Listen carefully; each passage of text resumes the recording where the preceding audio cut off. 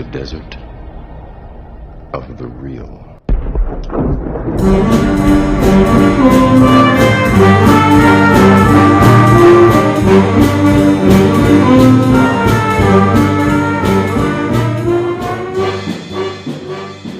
Welcome to the Desert of the Real. I am your host, Ryan Hudson. Now, the Desert of the Real is a movie podcast where we look at big blockbuster movies and try to break down any philosophy, ethics, and film study aspects to help us better appreciate movies. And we were talking about 2021's Black Widow, and our conversation just kind of ballooned into something that was too long for the episode. We were talking about streaming, which led to talking about the history of television. And then we started talking about what happens next. Where is the industry at it? And we have a lot of different thoughts and ideas of what will happen or what should happen.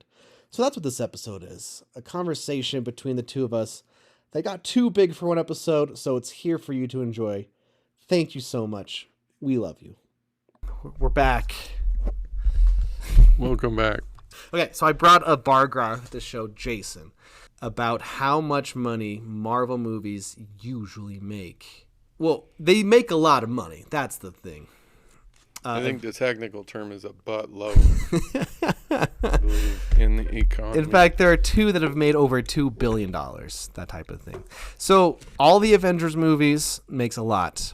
Spider-Man, No Way Home, Black Panther, Iron Man. Like, there's a lot that are higher than others. But the next three movies are a lot lower. It's because they're in the pandemic years, 2021. So here's the thing. People weren't going to movie theaters. People weren't going to because COVID. They didn't want to get sick on all these things. Remember COVID? Remember when that was going on? Yeah. All that We fun couldn't stuff. leave our house for all like that. Remember 8 when that weeks. happened? Yeah. So Black Widow was part of this experiment that not just Disney, but a lot of studios were trying to figure out, how do we get the money? So on one hand, there was a year, 2020, no Marvel movies. This movie was supposed to come out. It was pushed a year. A lot of movies were pushed where they didn't want to lose all this money. And like Tenet came out around this time. Oh, really? And didn't make a lot of money, but it's kind of because of COVID still. But Black Widow was part of this attempt to get people to buy the movie to see in your house instead of going to theaters. Because some theaters were still open. Did you get to keep the movie? No. So I did this. I did this. I went halvesies with my brother because at the time we were sharing a Disney Plus account and stuff. But Oh, it's your fault that they did all that other crap. I don't think it's just me. Yeah, it But is. you paid like $15 or $16 and you could watch it for like the next 2 days or something. Well, you rented a movie for $16? Okay, but how many kids do you have? 6? How much would it cost you to go to the movie theater right A now? prohibitive amount as a high school teacher. A prohibited amount, he says. Yes, indeed. So the argument was you could spend like $20 to see a movie that's cheaper than taking all of your family to go see it in the theaters. Because you can get the same amount of people on the couch to watch the movie. Yeah. And Plus, you can watch it in your pajamas. right. Yeah. And you don't have to deal with not just germs, but annoying people. Right. Pulling out their phones and stuff. Yeah. And other movies. That's why I only ever watch movies in my bed. And like HBO did this. They were the best deal. I don't imagine they made any money off of this. Well, they must have. But if you were paying for the top tier payment or whatever, you got to see the release the same day on HBO. So I got to watch like Godzilla vs. King Kong. What was the other one? There was a few, but the Suicide Squad I watched at my house. Cool. The same day it premiered in theaters.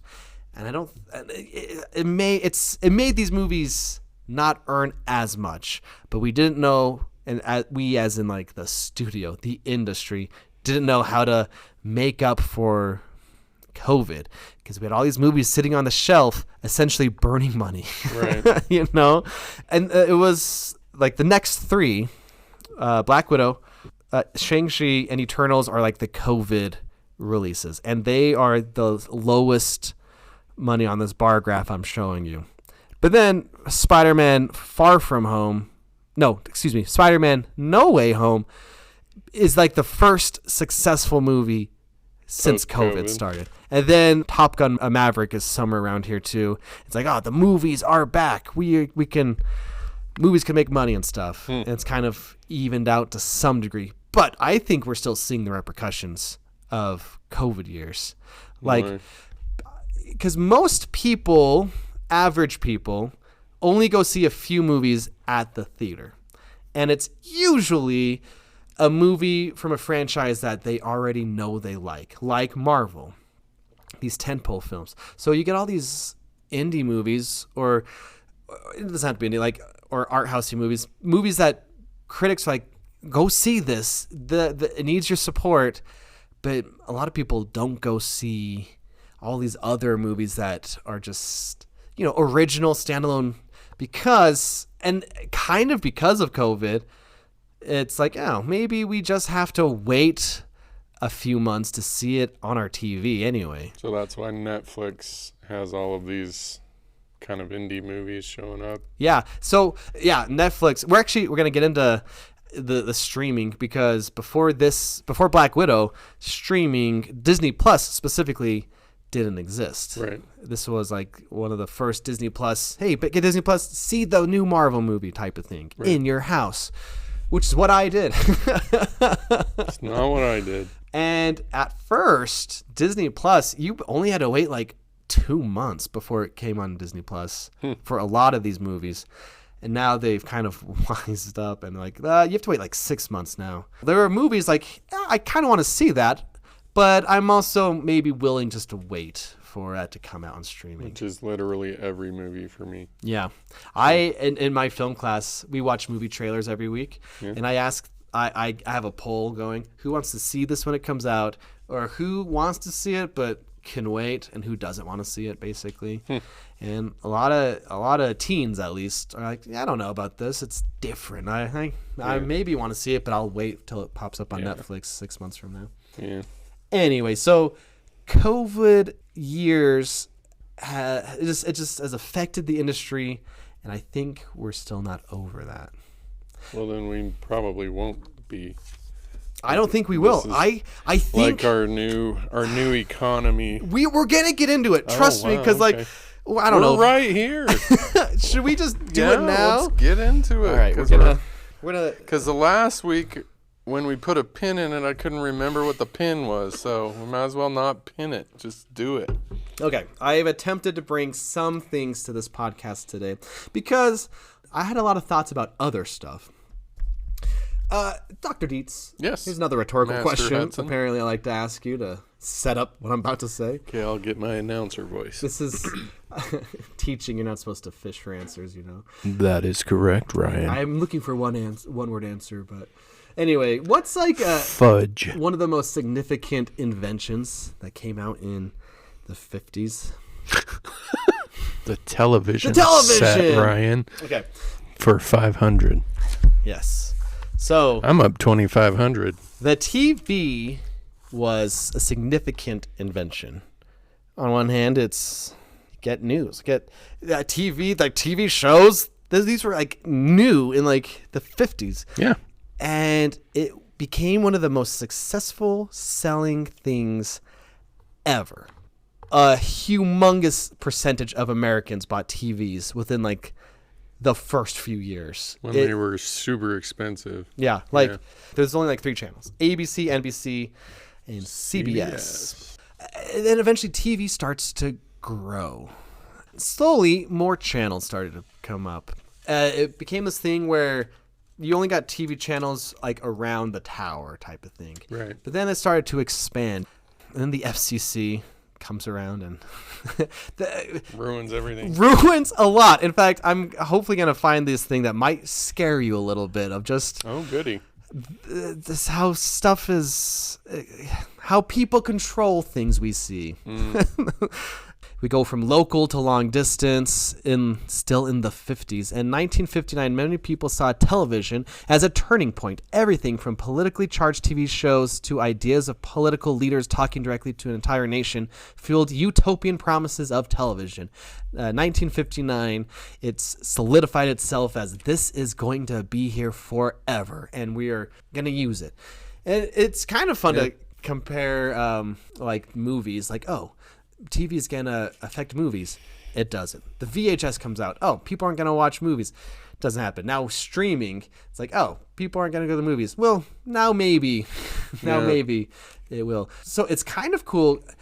When I got my... So that's because we're getting lazier then. We are, yeah. Yeah, and we're less interested in doing things or seeing movies we're not 100% sure we want to see. But part of it is... Or we're also less interested in being around people we don't know. Yeah, that's part of it. But we also don't want to spend a lot of money on something we might not like, type of thing. That's why at the time of recording, Deadpool 3 is about to come out, and it's going to do numbers because people already know they like the character and MCU. The series we talk about in this podcast, there's a number of movies that critics have been saying this is good, but it's not going to get the type of audience. So anyway, it's kind of also fun to realize a lot of TV to this day is influenced because of radio. Right. Yeah, like commercial and advertising and stuff. Like it's just kind of picked up what radio was already doing. Okay, so by 1962, there are about 850,000 households with TVs in America. Yeah, a lot. HBO comes around. Home box office entertainment in the early 70s. So cable TV, called cable because it required a literal cable to be connected to your house to get all these new channels. And HBO is kind of like the big example of this where, oh, you want access to this channel? You got to pay a little bit more.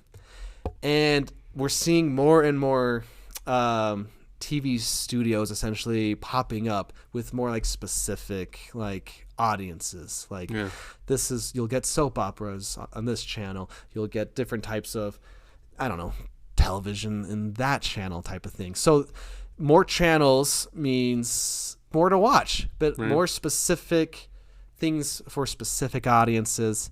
And then get like things like the Showtime, 1976, USA Network, 1977, Nickelodeon, 1977, ESPN, 1979, and then CNN, we're coming back to this one, in 1980, 24/7 or 24-hour news. You know, it was new. It was a new idea. Yeah. Okay, MTV, 1981. All of a sudden... And then we've entered the golden era of music. In 80s. Yeah, that's what this thing I'm reading says. Cable TV peaked in the 80s because now there's a lot more to watch. 53 million households have TV subscriptions in 1989. Wow. Then in the 1980s, with all these new channels, we get this companies, they're starting to raise prices. You want these special channels? You got to pay us more. And now we have things... like, and this leads into the 90s too, and we get things like the Disney Channel, and there's other examples too, but like, let's make stuff specifically for a TV channel that you have to pay more money to watch type of thing. Right. And that's how it was growing up. And then broadband, then 1990s broadband came about. So kind of like the evolution of cable. The interwebs. Cable companies began investing large sums of money in infrastructure. But for me, growing up, we didn't have cable. We didn't have broadcast. We had the 5 local channels. I grew up on PBS. And you know what? You know, kids are missing PBS. Yeah. All these kids are growing up on social media and TikTok, but what they're missing is PBS. I agree. Mr. Rogers, Reading Rainbow. Yeah. I just watched that Reading Rainbow documentary on Netflix. It's good. And it's just, I don't know if we're going to get a show like that ever again. It wasn't a show that taught you how to read like Sesame Street. It was a show that's like, this is why we love to read. What a beautiful show. It was really good. Okay, so then we get at the end of the 90s, big companies like AT&T, Microsoft, AOL, Time Warner, like they want to get their grubby hands in all of this industry type of thing. And anyway, by the early 2000s, the thing I'm reading from says dynamic watching. While we might not remember technical breakthroughs, the ideas of infrastructure were in its infancy, and the seeds of the future for streaming services were growing. Because the next thing after like broadcast, the next evolution is streaming. Do you remember when Netflix started out with just we'll send you DVDs? Yeah. Oh yeah. And then it was, hey, you don't need the DVDs. Just pay us this and you can just watch it in your house. And it's crazy how much of a no-brainer it feels like now. But at the time, it's like, this isn't going to last. You need to buy things to watch. Right. And now streaming is what we have now. Do you know what out of all the streaming services, do you know what the most successful one is? Netflix, I would imagine. It's Netflix. Do you know what the second one is? What's your guess? Amazon. It is? Okay, yeah, it's Amazon. But it's because we might as well pay for the watching stuff if we're already going to. Yeah, because they've got so many channels available on there. But as of 2024, it's Disney is in third place. So within the last few years, Disney has become one of these top competitors. But compared to Netflix, it's not House of Cards, but there was another show. But Netflix invented this idea of this is a streaming service original. We have enough money, we can start making our own shows. Yeah. And they make billions of dollars, and they put all this money into shows. And unfortunately, if they don't get the right numbers, they'll cancel your show, basically, type of thing. Anyway, that's what we have now. In fact, I don't pay for cable or TV. I only have streaming. Yeah, me too. And I think I don't know how many people are like that, but I'm worried about the industry lasting on this model. As in, how can they make enough money on streaming to keep giving us movies that are good, movies that are worth watching, Yeah. So Disney's whole idea was, you already love our movies. Here's just a place to have them all at your fingertips. Right. And then they're like, hey, but the cherry on top will be, we'll give you new stuff. The first one out of the gate is The Mandalorian, a brand new Star Wars show. And here's Marvel movies or TV shows coming out. And they were like, here is something almost every week. You don't need to go anywhere else. Just come here. Right.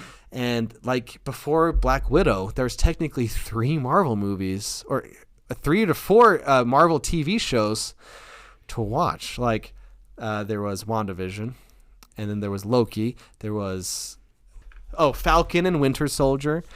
They were giving us new content to keep us satisfied, type of thing. Stick around. We need you to stick around. Because we need money, type of thing. Right. I just don't think streaming can hold up the industry. I guess we'll find out. We might not be seeing as many movies in theaters like we were, but what are we getting in return? If you're paying for Netflix, so I don't know. I think we're kind of in an unknown area with streaming. Sure. Can it survive? And last year, there was the protests, the writers' protests, the Writers Guild of America and the Actors Guild of America were protesting together for the first time in, I don't know, 50, 60 years or whatever. Because we're not making enough money to have a livable wage. Because in the past, Wait, the actors were protesting that they weren't making enough money to live? Well, here's the thing. So, are you kidding me? No, so in the day, if you were syndicated, your TV show had enough episodes, it could just be on TV all the time. So Friends, those actors make bank every year because Friends is always on TV. And same with like The Office and stuff. Sure. But there's no syndication with streaming, which means even if your show is big, in the past you used to get like a check every year or whatever that said, this is the money you still earn from doing that thing forever ago. The residual. The residuals. That does not exist in streaming. What they were protesting for was like residuals, essentially. The money that Netflix makes, does it equivalent what would have been made if it was a normal TV show, a normal movie? Because it's not syndicated. It is normal. I know, but it's not like on TV where like it used to be syndicated. It's just a different thing now. On. Anyway, that's what they're protesting. And like freaking actors, are you kidding me? The actors were just basically joining to support the writers, essentially. But you had like Aaron Paul. So Aaron Paul from Breaking Bad, he's like, he didn't need money, but he said, hypothetically, the money that would have been made from all these views streaming doesn't exist for me. So he wasn't like protesting because he wanted money. He just wanted to like bring attention to the fact that the system we have doesn't support the people making the movies anymore. Okay, so anyway, I'm just trying to highlight, I don't think streaming can last. They keep boosting up prices. So let's look at a different angle. Yeah. I've seen way more indie films since streaming started than I ever would have in my life. And so what I'm potentially excited about is the death of big studios. But the problem is it's not going to die without our money or wanting our money. You know? Great, but because the original vision of this podcast was assessing the creativity of Hollywood. Right. As I feel like the MCU amply demonstrates, there may be some lack there. And so the streaming model opens what was previously, opens this, like it puts indie films on the same level as major Hollywood films. Okay. But because you are right, it's easier to watch all these other movies we would never have seen on Netflix or whatever. Right. But they kind of get drowned out. Well, I think that will correct once the big studios die. I just don't see that happening. If they can't make their $1 billion that they quote unquote have to make on their movies, what are they going to do? They're going to have to evolve like the rest of us who now pay $4 a gallon for gas and milk. We evolve big studios. It's just crazy how we have directors that have made successful movies that need Netflix now. Like Martin Scorsese with The Irishman. He couldn't get that financed. He's freaking Martin Scorsese. Yeah. Richard Linklater. Welcome to the rest of our lives, Martin Scorsese. Richard Linklater has made movies people like, but... Welcome to reality, Richard Linklater. Or even David Fincher with The Killer. David Fincher, welcome to reality. And I don't think they're like. It's just weird that that's the system right now. You know what I mean? Personally love it. I think that it is fantastic. It is the leveling of the playing field. Yeah.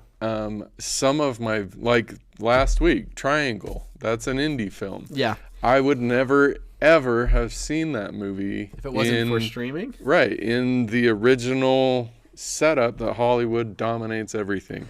So I am, especially if it kills Marvel, I am pro streaming. Okay. So here's. Go away, Marvel. So the other year, there was a lot of big budget movies that did not make money.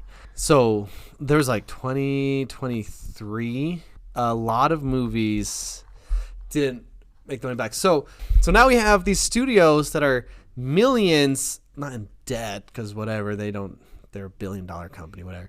But like they want to make money back some way. So they're going to take things away in other places. I guess Disney is in... Wait. So you're saying that we aren't going to get Inside Out 23? No. Oh, what a tragedy. Might get Inside Out 3, 4, and 5 because that one did make money instead of okay. So friggin' download some creativity and make some movies that are actually creative and worth watching, and then.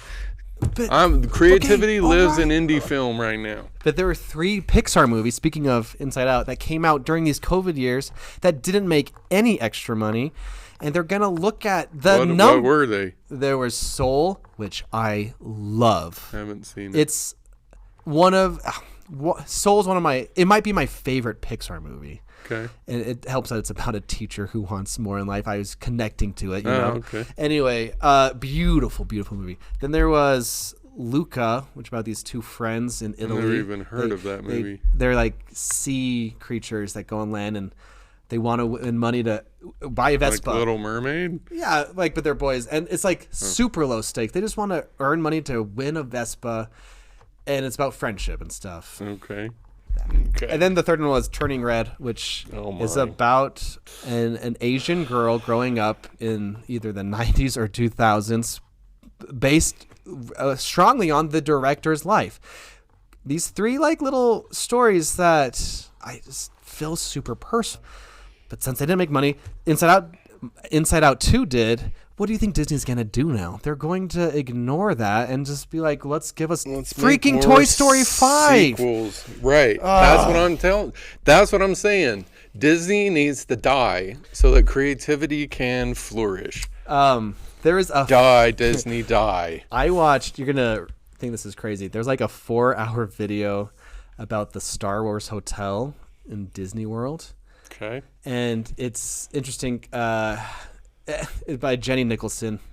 She makes great videos, but she just goes in how like this was a financial failure, and you're supposed to go in and have this experience. You are a character in this universe. You got to interact, like it's all like role play type of thing. Didn't make money. It was too much money. Yada yada yada. But now she ends this video with like Disneyland, Disney World. They had all of these stuff that used to be for free, but now you have to pay extra money. And now they're taking away things like the live performers and death things. Of Disney is imminent. And she has this final statement like, yeah, sure, maybe this family will go to Disneyland, but because it's so expensive and things used to be included in that price, but now you have to pay on top of it, maybe they're not a recurring customer later on type of thing. They're shooting themselves in the foot. Exactly. And this whole streaming thing where it's like just wait 2 months really shot themselves in the foot. No one was seeing these movies. Yeah. And now you at least have to wait half a year, which is kind of normal anyway for like a movie to be available. I am prepared for the indie filmmaker to take over. But it's not just Disney. There are so many movies that were only given like 2 weeks in theaters. Like Furiosa, a movie I loved, underperformed, but then it's like, oh, hey, you can now get that on demand now. Like, no, give audiences time to see these things. The industry has built this unnecessary need for opening weekend to be the only thing that matters. Where if a movie survives, or if a movie would be able to swim for a few weeks, it can find an audience and make money. But there are other examples this year of movies that didn't do well the first week, didn't do well the second week. You can now get it on Amazon or whatever, like stream on demand. Like, no, give the audience enough time to get to the theater type of thing. Anyway, I disagree, but that's okay. Anyway, I have a lot of thoughts about this, apparently. Yeah. This is the Black Widow episode. 40 minutes worth of... I didn't even get to read the thing I was going to read.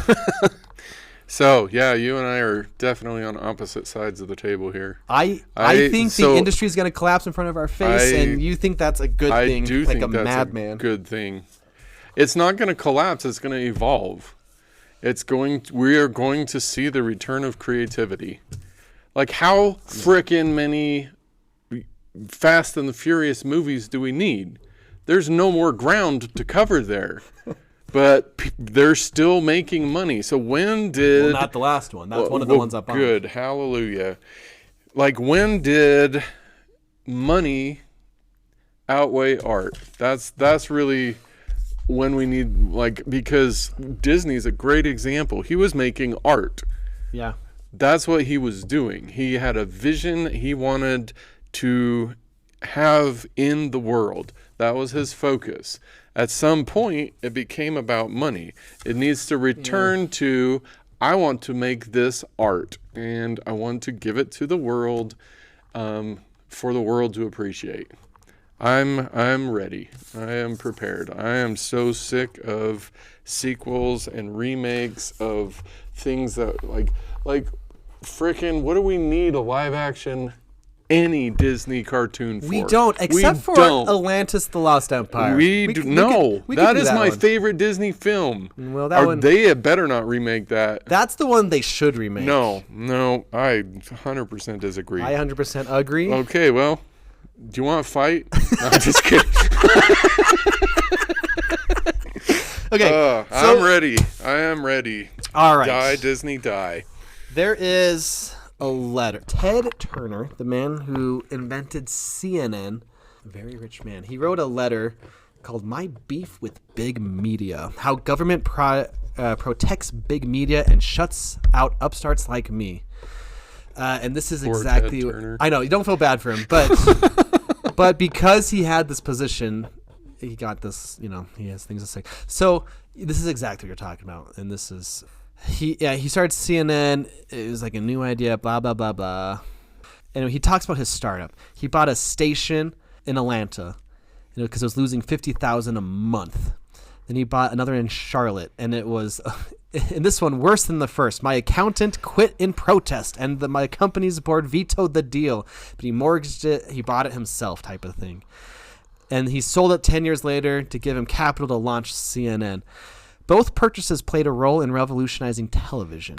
Both required a streak of independence and a taste for risk. And neither could happen today. In the current climate of consolidation, independent broadcasters simply don't survive for long. That's why we don't see a new generation of people like me or even Robert Murdoch, who owns Fox. And, fun fact, Succession is not even loosely based on the Murdoch family. That's a TV show. Also based on King Lear. Okay. Anyway. Independent television upstarts who challenge the big boys and force the whole industry to compete and change. So he's saying it can't happen anymore. Yeah. So tell this. So today, media companies are more concentrated than at any time over the past 40 years, thanks to continual loosening of ownership rules by Washington. The media giants now own not only broadcast networks and local stations, they also own the cable companies that pipe the signal of their competitors, or the companies that pipe in the signals of their competitors, and the studios that produce most of the programming. To get a flavor of how consolidated the industry has become, consider this. In 1990, the major broadcast networks, ABC, CBS, NBC, and Fox, fully or partially owned just 12.5% of the new series they aired. By 2000, it was 56.3%. But just 2 years later, it had surged to 77.5%. Isn't that insane? Yes. These companies own... They own everything. They own everything. Right. He goes on to say they don't like... Right, it's socialism for creativity. He says that later, like... Yeah. So while you're reading that, this is reminiscent of Fahrenheit 451. The people have been reduced to just this mindless entertainment. It requires no thought, no effort. It's the same thing over and over. They just change the characters, etc., etc. I have felt for a long time that the movie industry, that's where we're at right now. It's just a mindless cookie cutter, which actually we argued about for several years about the MCU before we finally agreed to do this. Yeah. So the point at which they became formula driven, like what is the formula that's going to make us the most money? That's when they should have stopped making movies. Unless, the only purpose of making a movie is to fleece unthinking, citizens of the world, where they just see the same thing over and over and over, and they think it's a new thing, but it's not. It's the same thing over and over and over. So I herald the death of big media corporations. And I'm not, I'm not some kind of revolutionary. I'm not saying, burn down Disneyland or anything. I think that's your Patreon goal is to get you to Disneyland. No, I would love. No. I just think that this is an autocorrection. Like this is a moment where, for better or for worse, the big corporations that can't evolve are going to die. We saw this earlier with like Blockbuster and what were the other major like video rental chains? Great American Video. Yeah, they couldn't evolve or wouldn't evolve, and so they'll die. Yeah. If these major media corporations can't evolve their business models, they will die. And we will be left with creativity. So this is probably the last thing I'll read from that letter, which is about that very thing, Dr. Deeks. What up, Ted? In this environment, meaning all these big companies own most of the channels, in this environment, most independent media firms either get gobbled up by one of the big companies or driven out of business altogether. Yet, instead of balancing the rules to give independent broadcasters a fair chance in the market, Washington continues to tilt the playing field to favor the biggest players. Last summer, the FCC passed another round of sweeping pro-consolidation rules that, among other things, further raised the cap on the number of TV stations a company can own. Blah, blah, blah, capitalism. Okay. In the media, so this is probably the last thing. In the media, as in any industry, big corporations play a vital role, but so do small emerging ones. When you lose small businesses, you lose big ideas. Yep. People who own their own businesses are their own bosses. They're independent thinkers. They know they can't compete by imitating the big guys. They have to innovate. So they're less obsessed with earnings than they are with ideas. Yep. They are quicker to seize on new technologies and new product ideas. They steal market share from big companies, spurring them to adopt new approaches. This process promotes competition, which leads to higher product and service quality, more jobs, and greater wealth. It's called capitalism. Yes. And then he goes on to say, then they get bought up and we lose all that. We do. So Bring on the when I read baby. this in college, it like horrified me. Oh, I'm bring on streaming. Yeah. This is the last thing I'll say about this topic, which is probably a bonus episode at this point. Yeah. Steven Spielberg, in 2012, I was still in high school, like a senior. I remember when this came out. He said the way he sees it going is the movie theater will be more like going to the opera, an event thing, and that's what it's kind of turning into. Mm-hmm. I'm lucky in my hometown, tickets are still cheap. They're like $7 a person, but other places it's like $20 a person per movie. But he's like, you only go to a couple movies a year, which is what we're seeing, which I was talking about, and it's going to be a lot more expensive to make up for these movies that have lost all this money. Yeah. He's going to take it's just going to take a few more movie bombs to kill things. Big movie. And you like it because you're a madman. It horrifies me. I am sick of the same movie over and over and over. I'm sick of it. Sick, like puke sick. That's why I'm excited. This is going to make only a few people mad, but I'm excited when we finally do Star Wars and you see episode 7, which I like, and you're going to hate. But then episode 8, when they do try to do something different, how do the fans react? Anyway. But I think then we can do that later. But I do think that we are almost at the point, we talked about CGI in the Triangle episode. Yeah. We're almost at the point where a couple of nerdy kids with a really high-end CGI software could make a movie. Well, and so what do we need big studios for if we're almost to that point? I mean, we're still probably 10 years out, 15 years out from that. But if it keeps going and the technology keeps evolving, I don't see the need, let alone the financial support for a mega corporation of media. That's part of what they were protesting last year was AI. It's like, or sure, we can have AI make our movies. That's what they were like. And those will be creative, right? But it's already like stuff is already kind of seeping through here and there. Yeah. But that's what they're trying to prevent is the human touch and stuff. Anyway, so this has been a bonus episode. This whole rant was so long. We thought it deserved its own special episode. Thanks for listening to us talk about what the industry looks like right now and should look like in the future, or how scared we should be in the future, or celebratory. Anyway, this is thanks for listening. Don't forget to rate, review, and subscribe, and think critically. Yes. Let us know what you think about the industry. Yeah, we'd love to hear your opinions about the death of Disney. Yeah. Send us an email at desertoftherealpod@gmail.com. Yeah. And we love you. We do love you. Bye. Cut it. Okay, so do you need a break? Yeah. Okay. Yeah.